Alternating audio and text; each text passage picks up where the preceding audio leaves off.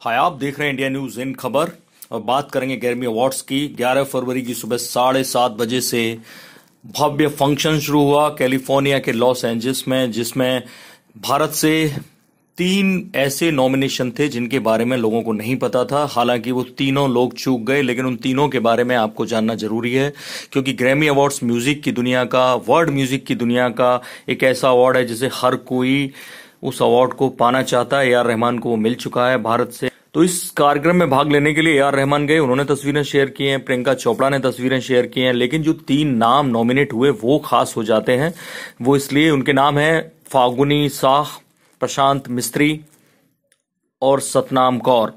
ये तीनों नाम म्यूजिक की दुनिया से जुड़े हैं, लेकिन भारत में इन्हें कोई नहीं जानता। लेकिन ग्रैमी अवार्ड्स में नॉमिनेशन इन्हें भारत के बच्चे बच्चे के बीच में पहुंचा देगा, क्योंकि ये बड़ी बात है कि 3 नाम ऐसे पहुंचे ग्रैमी अवार्ड्स में नॉमिनेशन के लिए जिन्हें अभी तक इंडिया में कोई नहीं जानता था। मैं प्रशांत मिस्त्री के बारे में बता दूं, लंदन में रहते हैं, इंजीनियर हैं, सॉन्ग प्रोड्यूस करते हैं। इनकी जो एल्बम है उसे बेस्ट इमर्स एल्बम के तौर पे उसकी कैटेगरी में शामिल किया गया। बेस्ट इमर्स एल्बम कैटेगरी में इनकी एल्बम को शामिल किया गया, जिसका नाम है सिंबल। दूसरा जो भारतीय है जिसका नाम ग्रैमी अवार्ड्स के लिए नॉमिनेट हुआ वो है सतनाम कौर।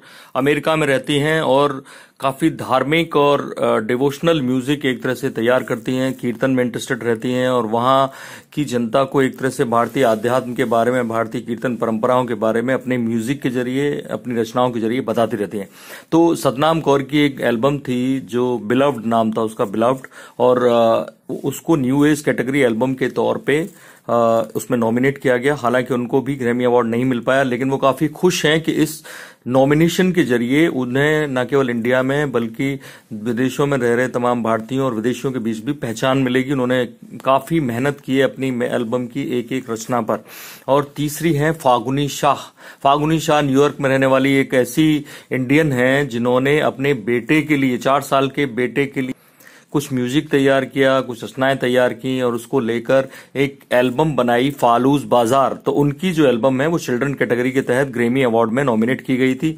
उसमें अपने बच्चे को ये बताने के लिए कि वो कैसे बाकी बच्चों से अलग है, डिफरेंट है, उन्होंने कई गीत लिखे, उनका म्यूजिक तैयार किया और एक एल्बम तैयार की, फालूस बाजार। और उसको जब मिला तो उन्हें अंदाजा ही नहीं था कि ऐसा भी हो सकता है कि वो नॉमिनेट हो सकती हैं, क्योंकि उन्होंने अपने बेटे के लिए तैयार किया था। वो कहीं से भी इसको ग्रैमी अवार्ड या ऐसा कोई अवार्ड पाने की आशा नहीं कर रही थी। इसी तरह जो प्रशांत मिस्त्री थे वो केवल ग्रैमी अवार्ड्स की लिस्ट देख रहे थे, नॉमिनेशंस की, अपना नाम देखकर वो चौंके।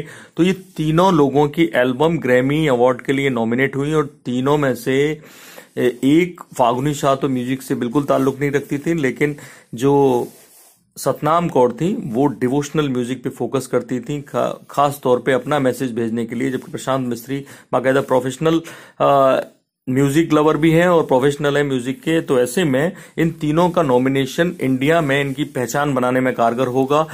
ये अलग बात है कि उनका नाम अवार्ड के लिए गया तो सही, लेकिन उन्हें अवार्ड नहीं मिल पाया। लेकिन उनके लिए यही अवार्ड है कि उनका नॉमिनेशन ग्रैमी अवार्ड के लिए हुआ। इस बारे में और जो जानकारी होगी आपको बताते रहेंगे। आप देखते रहिए इंडिया न्यूज, सब्सक्राइब करें इन खबर। थैंक यू, नमस्कार।